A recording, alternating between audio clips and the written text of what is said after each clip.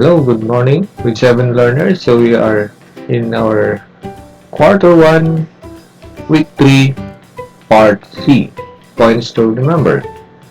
So since we are still in week 3, our MELF is still to perform fundamental operations on integers, and our topic is the operation on integers.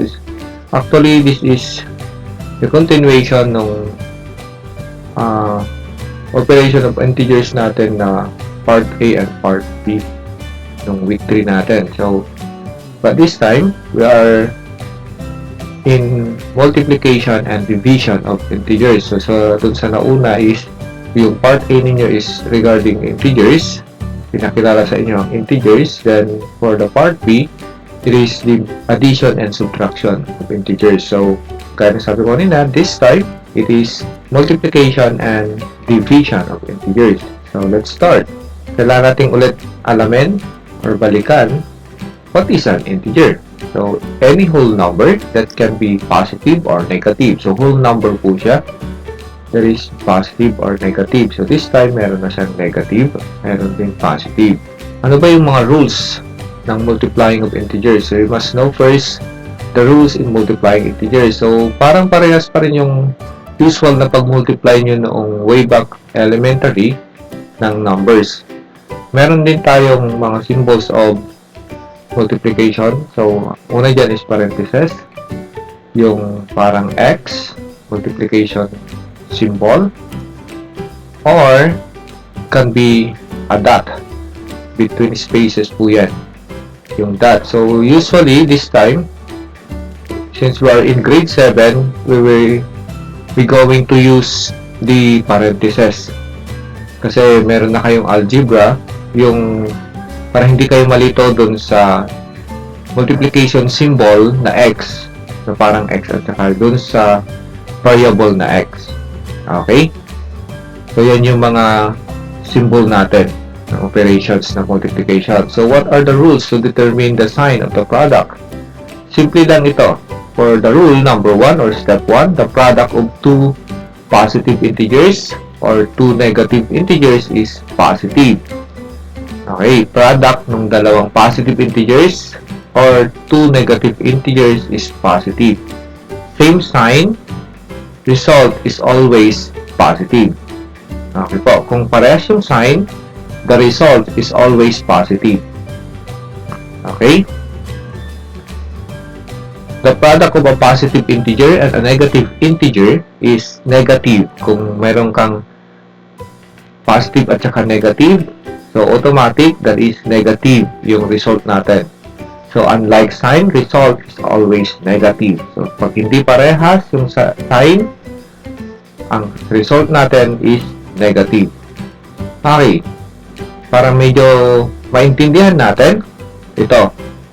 So, dalawang positive, parehas. Ang result natin is positive. Or, dalawang negative, ang result natin o yung product natin is positive. Kung hindi parehas, kung let's say negative yung nauna, positive yung pangalawa, therefore, yung result natin is, or yung product natin is negative. Or, vice versa naman, positive naman yung nauna, then negative yung pangalawa, since they are unlike. So, therefore, the product is negative. Okay. Para medyo maintindihan ulit natin. So, let's have an example for multiplying integers. We have here positive 3 times positive 4 is equal to, since they are like signs or parehas yung sign, automatic, it is positive.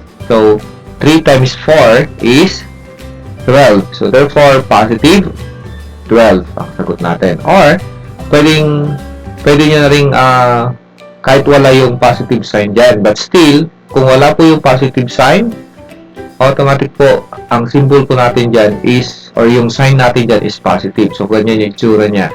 3 times 4 is equal to positive 12. Parehas pa rin po yan. Or, ang basa po dyan is positive 3 times positive 4 is equal to positive 12. Okay?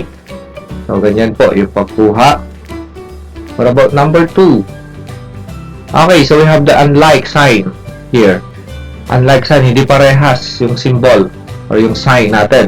Yung isa negative, yung isa positive. So, kung titignan natin, ito na arrangement. So, we have negative 3 times positive 4 is we have negative 12. Tama. Or, pwede nating ilagay yung, hindi na ilagay yung positive sign dyan sa may 4. So, pero yung negative, meron po yan.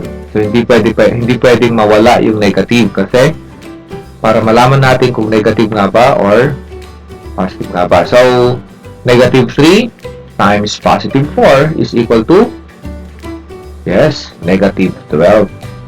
Okay? So, do not forget your multiplication. Go back to your multiplication table for the product or getting the product. Then, idagdag nyo itong rules of sign natin. Okay?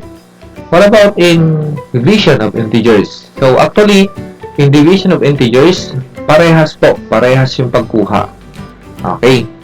So, ang division symbol naman natin is yung slash bar natin o yung division na usual na nakita nyo noong elementary ninyo, the division sign, which is hyphen and between ng two dots is the hyphen or yung long bar division natin. Okay po. Rules to determine naman the sign of the quotient. Our step 1, para sabi ko kanina, the same yung pagkuha ng product at ng quotient or ng division at ng multiplication of integers. So, yung quotient naman natin, pag 2 positive integers or 2 negative integers, your quotient is positive. So, sabi ko nga, parehas sila. So, the same sign, result is always positive. Para naman sa number 2, quotient of a positive integer and a negative integer is negative. So, unlike sign, result is always negative. So, parehas. Okay. For the division of integers, kung yung dividend is positive, divisor is positive, so they are both positive. So, therefore, positive yung quotient natin. Kung yung dividend is negative and your divisor is negative, so same sign. Sabi ko nga, pag parehas, positive. Kung hindi parehas, negative. So, yung dividend is negative, yung divisor is positive, so negative. Kung yung dividend is positive and yung divisor is negative, negative. So, madali ang intindihin. Parehas yung sign, positive. Pag hindi parehas yung sign, negative. Okay, let's have an example then. For number 1, let's say we have positive 105 divided by positive 5. So, ano yung symbol natin? Or yung sign natin? Positive dapat. Okay, so 105 divided by 5 is 21. So, therefore, the result or the quotient is positive 21. Or, kaya nung multiplication kanina, pwede nating hindi ilagay yung positive sign. Okay, so 105 or there is positive 105 divided by positive 5 is equal to positive 21. So, kahit hindi na natin ilagay yung symbol or yung sign na positive. Okay, for number 2, let's say we have positive 510 divided by negative 3. Okay, so if you're going to divide 510 by 3, answer for this one is negative 170. Okay? Or, kahit hindi natin isulat yung positive sign, we have positive 510 divided by negative 3 is still negative 170. Okay? So, dapat malinaw po yan para dun sa gagawin nyo na activities ninyo. Okay, so there is a video ng continuation natin for your activity 1 and 2 and your activity 3. So, puntahan nyo lang yun, pasyalan nyo lang yun para masagutan nyo yung activities nyo dyan sa activity sheets. Okay? So, still, if you have any question, you can approach your teacher in your grade 7 or our virtual instruction team for grade 7. So, ito po kami. Maaring sila po yung mga teachers ninyo. Okay? Sila yung mga teachers ninyo for your grade 7 or kung hindi man, kasama pa rin po namin ang mga teachers niyo. So, if you have any question, approach your grade 7 teacher or sa akin. Okay po. So, ito po yung team ng virtual instruction. Sila po yung mga, kami po yung magkakasama para gumawa ng virtual instruction video sa lahat ng topic. So, kung napanood nyo na yung mga iba na video, so, kami po yun. Okay? Salamat! See you on our Activity 1 and 2 and Activity 3 video.